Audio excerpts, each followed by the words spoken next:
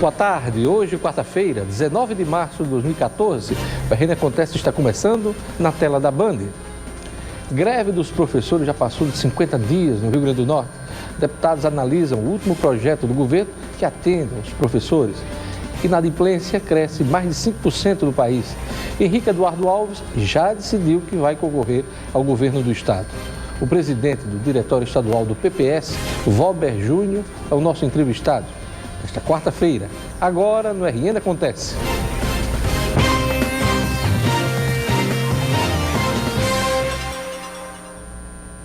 Milhares de estudantes de todo o Brasil estão sem aulas por causa da greve dos professores na rede pública.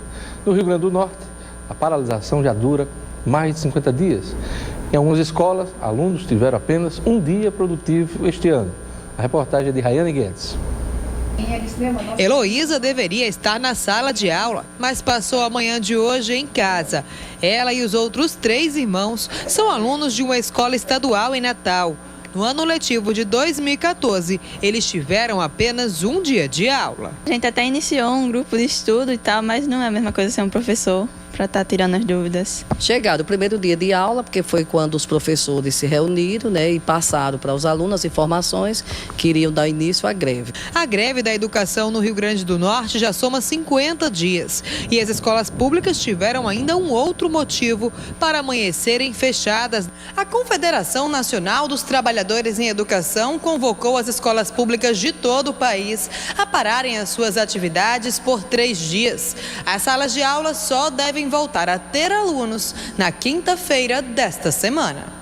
A mobilização pede melhores condições de trabalho, reajuste salarial e reforma nas escolas da rede municipal e estadual.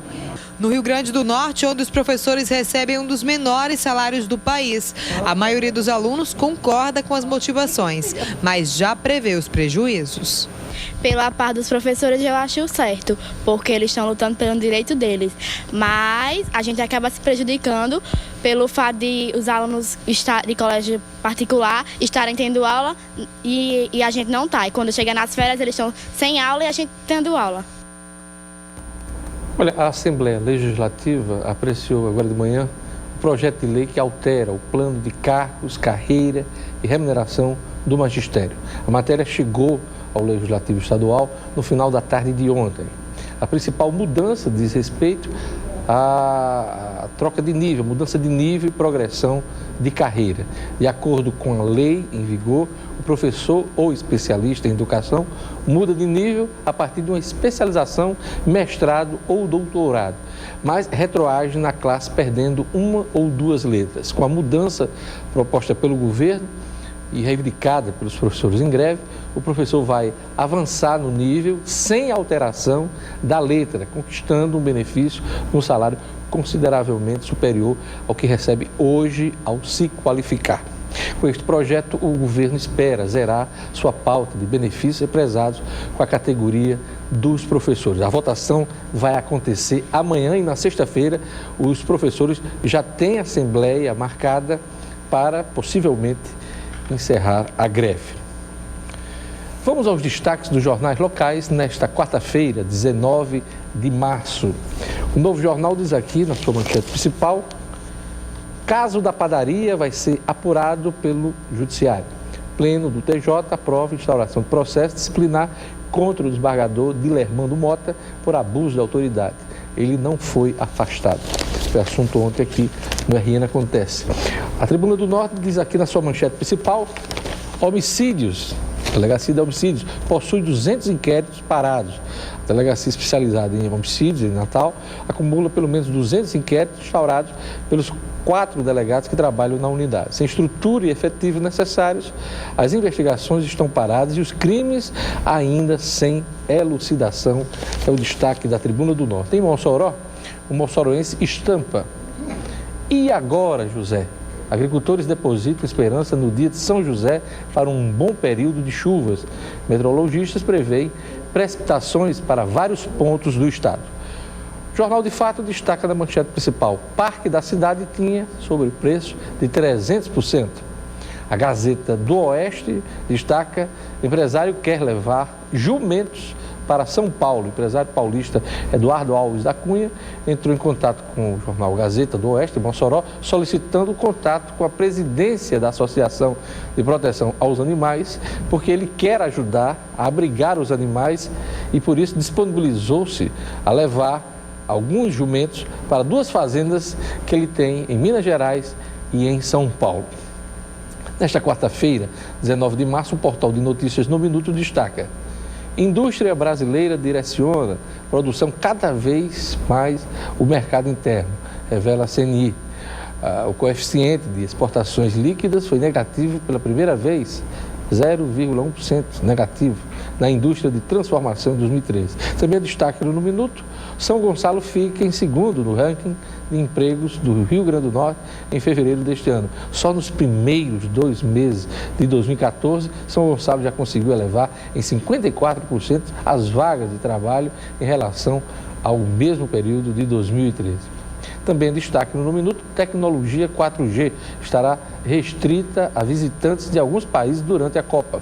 Isso porque a frequência na qual 4G está disponível no Brasil não é a mesma usada em muitos países, como os Estados Unidos e o Japão. Acesse o portal nominuto.com. Para a UNP, quem se destaca é único. Por isso, vem aí o vestibular Top RN, que vai premiar os melhores colocados com bolsas de até 100%. Isso mesmo. Você pode fazer um dos cursos de graduação presencial, GECS ou EAD, e ganhar uma bolsa de até 100% da mensalidade. As inscrições para o vestibular Top RN da UNP são gratuitas. Faça a sua até 26 de março pelo site unp.br ou ligue para o 3215 1234. Veja a seguir: o deputado Henrique Eduardo Alves já decidiu, vai concorrer ao governo do estado. Inadimplência cresce mais de 5% no país. Eu volto em instantes com o RN Acontece.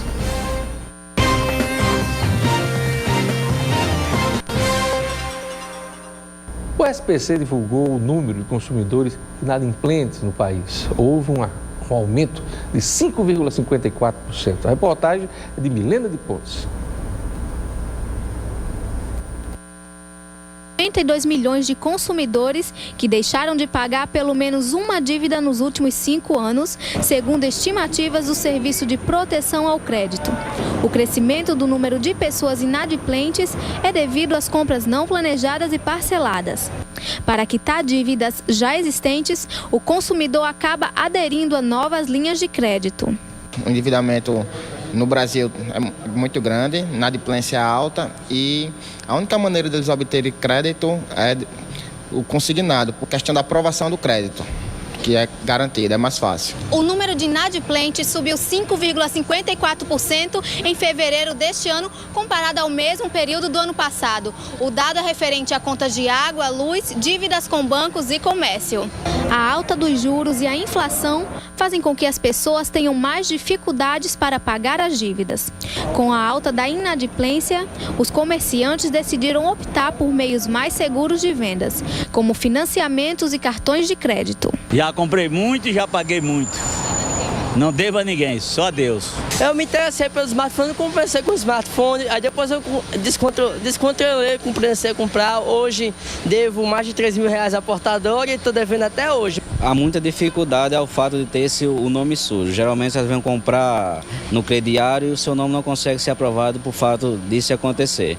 Hoje praticamente a gente aboliu a questão da inadimplência, né? Toda a parte de crédito a gente passa para a financeira, né? 70% da nossa venda hoje é cartão de crédito, né? O restante se divide pela financeira, pela própria financeira e à vista. Eleições 2014. O deputado federal Henrique Eduardo Alves, presidente da Câmara dos Deputados, já decidiu que será candidato ao governo estadual. Não há mais dúvidas, me confidenciou ontem uma fonte muito ligada ao parlamentar. A vontade venceu o medo.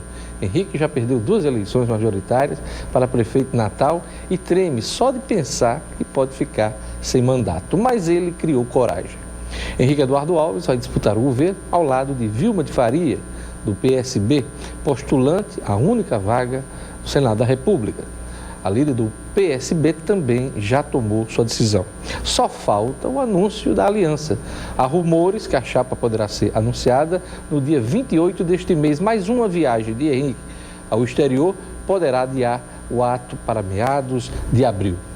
João Maia, do Partido da República, é um dos mais cotados para vice-governador, mas setores do PMDB defendem um nome que esteja sintonizado com os movimentos sociais e com os jovens que se manifestam nas ruas neste momento, ou desde junho do ano passado. Os PMDBistas ainda não encontraram o nome que case com este perfil desejado, se é que ele exista, né, em algum dos partidos tradicionais ou da velha política. Por enquanto, o vice mais falado é João Maia. O PDT está de olho na vaga de vice. O lugar já foi pensado para acolher Robinson Faria, do PSD, em mais uma tentativa de demovê-lo da candidatura ao governo. No caso do PDT, o prefeito Carlos Eduardo Alves já sinalizou que o partido tende a apoiar Henrique Eduardo Alves e Vilma de Faria. Esse apoio vale ouro neste momento, porque o PT e o PSD tentam atrair o PDT. A vaga de vice pode ser uma boa recompensa aos pedetistas que desejam fazer um deputado federal, o jornalista Sávio Hakrat. Henrique e Vilma estão na fase do detalhamento da aliança.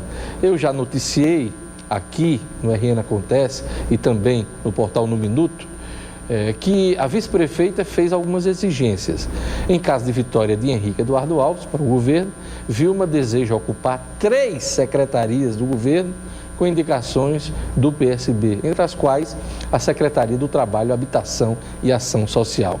Além dos cargos no eventual governo do PMDB, Vilma exige de Henrique algumas bases políticas para ajudar na reeleição da deputada estadual Márcia Maia, filha da ex-governadora.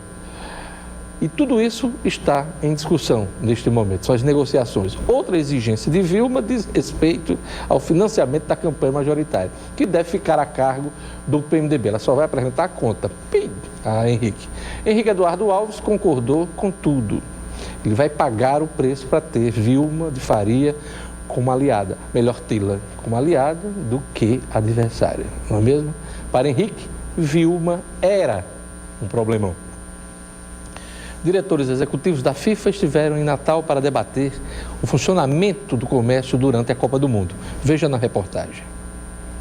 O encontro reuniu representantes da FEComércio, CDL Natal, empresários, agências de propaganda e membros da FIFA para discutir sobre a aplicação de marcas no raio de 1 quilômetro em torno do Arena das Dunas, a área de restrição FIFA, e sobre os feriados e pontos facultativos em dias de jogos. O que nós queremos é justamente isso, ver esse funcionamento do dia dos jogos e ver também o uso dessas marcas. Existe uma discussão muito grande, até 2 quilômetros, aqui em Natal parece que eles vão adotar só 1 quilômetro, que existem restrições de uso das marcas. A intenção é que o comércio não seja prejudicado.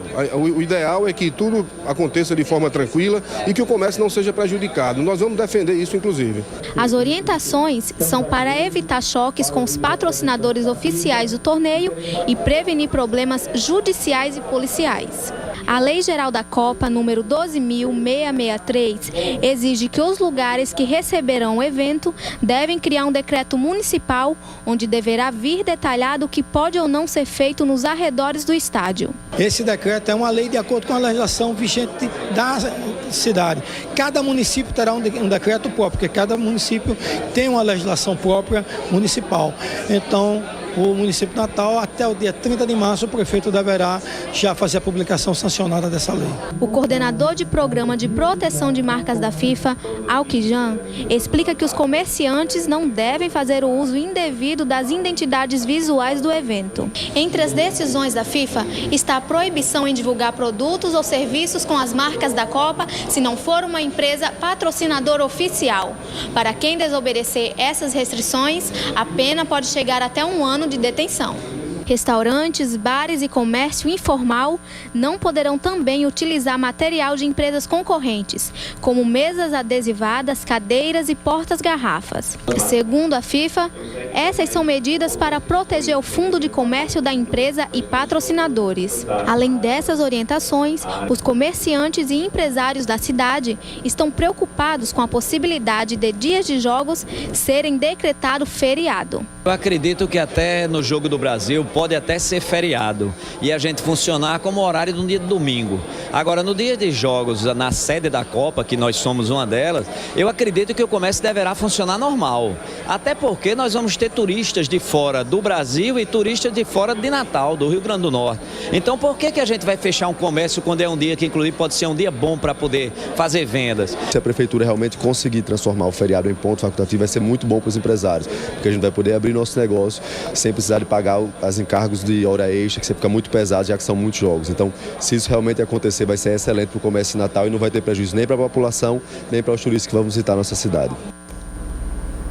E eu volto a dar o recado. Para a UNP, quem se destaca é único. Por isso, vem aí o vestibular Top RN, que vai premiar os melhores colocados com bolsas de até 100%. Isso mesmo, 100%. Você pode fazer um dos cursos da graduação presencial, GEX ou EAD, e ganhar uma bolsa de até 100% da mensalidade. As inscrições para o vestibular Top RN UNP são gratuitas. Faça a sua até o dia 26 de março pelo site unp.br ou ligue 3215-1234. No próximo bloco, eu vou entrevistar o presidente do Diretório Estadual do PPS, Valber Júnior. Eu volto em instantes, o RN acontece.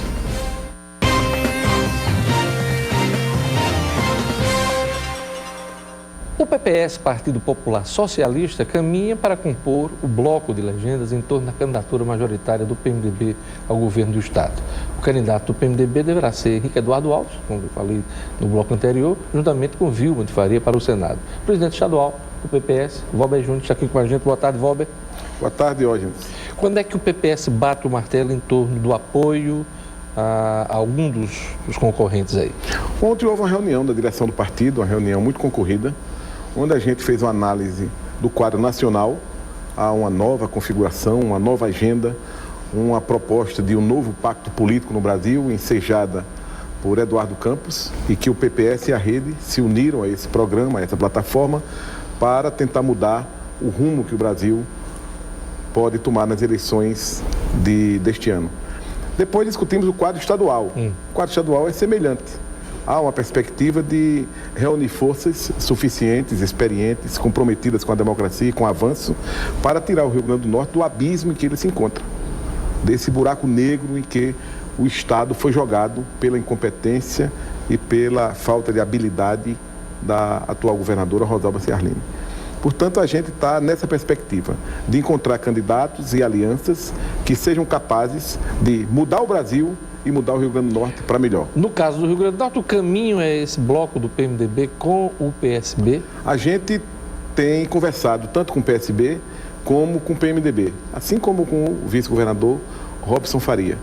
A gente sempre tem defendido desde o começo o PPS, embora um partido pequeno, modesto, com pouca expressão eleitoral no Rio Grande do Norte, mas com história política e com influência, porque tem quadros competentes no nosso partido. A gente tem tentado influir nesse sentido, de encontrar no Rio Grande do Norte um programa que seja capaz de avançar. O Rio Grande do Norte, por exemplo, Diógenes, a exemplo do Brasil, tem uma matriz energética maravilhosa, mas isso não é usado. Natal, por exemplo, é conhecida como a cidade do sol. O sol é energia. Na Dinamarca, na Holanda, se utiliza mais energia solar do que no Brasil, e aqui no Rio Grande do Norte é um exemplo. E aqui não há nenhum incentivo para o uso da energia fotovoltaica, né? Não há incentivo nem do governo federal, nem de nenhuma iniciativa do governo estadual. A gente podia estar usando energia limpa e mais barata, mas não há um programa de governo capaz de casar com a sociedade e a iniciativa privada e promover essa matriz energética como uma coisa de qualidade na competição internacional. O Brasil como país e o Rio Grande do Norte como estado. A gente não vê isso. Então é preciso ver essas novas modalidades de agenciamento político. Por exemplo, outra questão é a mobilidade. Criou-se um caos no Brasil inteiro, em todos os grandes e médios centros urbanos. O Brasil está quase que intransitável. E o mais grave, 90% dos recursos aplicados na mobilidade urbana servem apenas para os carros, os transportes individuais. São viadutos, são túneis, são mais estradas, são mais avenidas. Quando, na verdade, precisa mudar essa matriz para o transporte coletivo. Para o transporte coletivo. Até um adágio que saiu nas redes sociais diz o seguinte: país desenvolvido é onde rico anda de transporte coletivo, não é onde pobre tem carro. Essa é a concepção que Lula, para incentivar o consumo e atender a indústria automobilística internacional, divulgou no Brasil, criando créditos abundantes para a compra de carro e sem investir na infraestrutura, que é o maior gargalo que o Brasil tem hoje. Então, o Rio Grande do Norte, como o Brasil, precisam encontrar este caminho. E este caminho, para o nosso caso específico do Estado do Rio Grande do Norte, você tem uma pessoa qualificada, uma aliança bem composta, que tem experiência, que tem articulação nacional e internacional para colocar o Rio Grande do Norte em outro patamar, como está com o Ceará e o Estado de Pernambuco. Como é que está se desenhando aí? Teremos aí 2 blocos, o PMDB, o deputado Henrique Eduardo Alves e a deputada, aliás, a vice-prefeita Vilma de Faria, e do outro lado nós teremos aí, possivelmente, o vice-governador Robson Faria, candidato ao governo, e Fátima Bezerra, deputada federal, ao Senado. O PPS tem sintonia com quem aí desses 2 blocos principais? Olha, eu acho que o segundo bloco, eu acho que você está correto na sua avaliação. A candidatura de Henrique e de Vilma são candidaturas consolidadas, são acertadas, a aliança já está feita. Essa é a impressão que você tem? A impressão que eu tenho absoluta certeza que isso está acontecendo. E mais, Diógenes, eu sei das pressões que a ex-governadora, vice-prefeita Vilma Faria tem sofrido do presidenciável Eduardo Campos, que, por razões legítimas e próprias do seu partido, ele precisa ter um palanque forte aqui no Rio Grande do Norte, e Vilma candidata a governador, esse palanque poderia ajudá-lo. Eu tenho dito, que já que eu sou o coordenador nacional do PPS eleitoral, eu tenho dito aos companheiros do PSB que a candidatura de Vilma ao Senado pelo Rio Grande do Norte vai proporcionar a Eduardo o mesmo palanque que ela proporcionaria como governador. Mesmo ela sendo candidata ao Senado. Ao Senado, porque ela é uma das principais lideranças do nosso Estado. E ela vai alavancar essa chapa. Segundo, pode até impedir a vinda de Dilma e Lula aqui. Por quê? Porque Henrique vota em Dilma e o vice-governador Robson Faria vota em Dilma, o PT vota em Dilma, provavelmente vai estar na chapa adversária, e como é Lula, vai para qual palanque aqui? Eu até fico torcendo que ele venha, vá para o palanque de Fátima, vá para o palanque de Robson, se for o candidato, porque aí Henrique vai votar em Eduardo Campos, ou então em Aécio Neves, e a oposição do Brasil vai agradecer. Do jeito que você está falando, dando conselho aos aliados do PSB, o PPS já decidiu, vai de PMDB e de PSB. Mas há uma dúvida, no ponto de vista da conjuntura, é que eu acho que essa chapa do PSB com o PT não está consolidada. Ela tem não é certeza na sua avaliação? Eu entendo, porque a avaliação é mais profunda. Pode até haver um desejo muito grande das partes, de se coligarem, mas há questões periféricas que precisam ser resolvidas. Que questões periféricas? Por exemplo, como é que vai ficar a chapa de federal? Não vão se coligar? PSD, coligar, mas elege PT? Quantos? O PT pode perder a sua vaga na Câmara Federal. E se não tiver uma chapa forte para corresponder à expectativa do PSD, pode levar o deputado Fábio Faria a uma derrota, o que é muito ruim. Ele tem até tido uma boa atuação na Câmara Federal. A mesma coisa pode acontecer com o PT na Assembleia Legislativa. Na Assembleia Legislativa, que segundo informações, o PT não quer fazer coligação proporcional com o PSD. Porque as candidaturas de Jezane Marinho e Zé Dias são mais fortes do que os candidatos ou pré-candidatos do PT. Então é esse imbróglio a ser resolvido. E o deputado Robson Faria seria muito bem-vindo a esse leque de aliança que está sendo feito no Rio Grande do Norte. Ele já foi convidado várias vezes, mas parece que ele resiste a... Mas esses convites em política são insistentes, eles podem acontecer, esse quadro não está definido pela parte de Fátima e de Robson, do meu ponto de vista, é uma análise, uma opinião minha, eu posso estar profundamente equivocado, mas é o que eu interpreto dos fatos que estou assistindo aí. Mas dá para vislumbrar uma eleição com apenas um grupo forte, uma eleição por WO, mesmo tendo candidaturas de partidos pequenos, como possivelmente teremos do PSOL, do PSTU, dá para vislumbrar num estado que marcadamente sempre teve um outro lado em disputa? Mas a gente vive num momento peculiar. Primeiro. Segundo, não vai ser para o WO, vai ter candidatos adversários e o PT pode ter o candidato você junta numa chapa cerca fechada. de 20 partidos de um lado só e deixa isolado um ou outro partido... Mas é a gravidade da situação, Diógenes, que está levando a isso. É diferente, por exemplo, de 78, quando houve aquele famoso acordão do PMDB com o PDS, 78. Que elegeu o ex-senador Gessé Freire. Aquilo foi um patrocínio da ditadura que já estava se acabando, tá? Já no final. Nos seus estertores. Diferente aquela coisa. Foi uma coisa arrumada com patrocínio da ditadura. Agora não. O Rio Grande do Norte está péssimo na educação. Essa secretária, eu vi hoje na televisão, ela falando de governos anteriores, e eu perguntando a mim o que essa secretária fez de novo, ninguém sabe, nem ela. Inclusive, se você perguntar alcançando, porque você foi secretária da Educação. Você perguntar a ela, secretária Betânia, foi o que você fez de novo na Educação do Rio Grande do Norte? Nada. Ela foi, apesar de ser uma estudiosa no assunto, uma burocrata tocando problemas da Secretaria da Educação.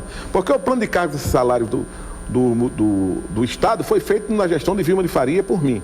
A eleição direta para diretores e vice-diretores, mudando o perfil da gerência das escolas, foi feito também no governo Vilma de Faria. A descentralização administrativa e financeira das diredes foi feito no governo Vilma de Faria. O maior programa de alfabetização da história do Rio Grande do Norte, o Lene Aprendendo, foi feito no governo Vilma de Faria. E essa secretária não tem nenhum programa, porque ninguém sabe, a não ser que ela seja secreto os programas que ela tem e não divulgou ainda. Mas eu espero que ela divulgue daqui para o final do governo. Na saúde nós estamos completamente despedaçados. Não há planejamento, não há adensamento de ideias para trazer empresas, para desenvolver tecnologia aqui no Rio Grande do Norte. Então, esse Estado afundado precisa dessa composição de pessoas responsáveis para levá-lo ao desenvolvimento. Eu sei que é difícil falar sobre projetos, candidaturas de outros partidos. O senhor acredita que a governadora é candidata à reeleição? A governadora Rosalba? Rosalba? E eu acho que não é nem coragem se ela for, é loucura. Mas tudo é possível num governo que não tem norte, não tem rumo, não tem saída. Tudo é possível acontecer. Agora, há um problema que eu estou vendo nos jornais aí, entre o senador Zé Agripino, que é o presidente do DEM, e a governadora Rosalba Cialini, que também é do DEM. Aparece uma divergência de entendimento. Ele dá até a entender, numa entrevista recente à Tribuna do Norte, que pode negar a legenda à governadora. Pode acontecer isso? E disse uma coisa grave. Ela disse que Rosalba podia fazer um grande governo, mas falhou. Quer dizer, ele admitiu o erro. Ele tem uma governadora que não funcionou, confessadamente. A presença do DEM nessa coligação de forças, de partido, mesmo num ambiente proporcional, é natural? É como o PPS vê a possibilidade de aliança também com o Democrata? Se houver um rompimento do senador Zé Agripino com a governadora Rosalba Ciarline, e isso ficar claro, eu acho que isso pode ser discutido. Mas se houver a agregação do DEM, inclusive com a participação da governadora Rosalba Cialini, com o ex-deputado Carlos Augusto Rosado, que é o chefe do gabinete civil da governadora, eu acho que isso vai respingar na candidatura de Henrique, se ele for o candidato. Mesmo ele sendo responsável, mesmo Zé Agripino sendo responsável não só por Rosalba, mas também por Bicarla na eleição municipal em Natal do Mas muitos foram, não foi só Zé Agripino, né? Se você pegar o leque de liderança... Ele foi o grande padrinho desses dois nomes. Eu não vou citar nomes aqui, mas a memória do povo que dizem que é curta e não é, vai lembrar que no palanque de Bicarla estava um leque de lideranças políticas dizendo que ela era o melhor para Natal. Como estava também no palanque de Rosalba, várias lideranças políticas dizendo que ela era melhor para o Rio Grande do Norte. Eles devem estar pedindo perdão nessa eleição. 30 segundos, planos do PPS na eleição estadual. Rapidão. Fazer um deputado estadual e ajudar o Rio Grande do Norte a sair desse estado de degradação em que se encontra. É isso aí. Muito obrigado. Queria agradecer a presença de Valber Júnior, presidente estadual do PPS, aqui no nosso programa. Obrigado. O RN Acontece vai ficando por aqui. Assista a reprise logo mais no portal No Minuto. Obrigado pela audiência. Vocês vão ficar agora com o Boa Tarde Cidadão, do Robson Carvalho. E amanhã eu volto aqui na Band. Até lá.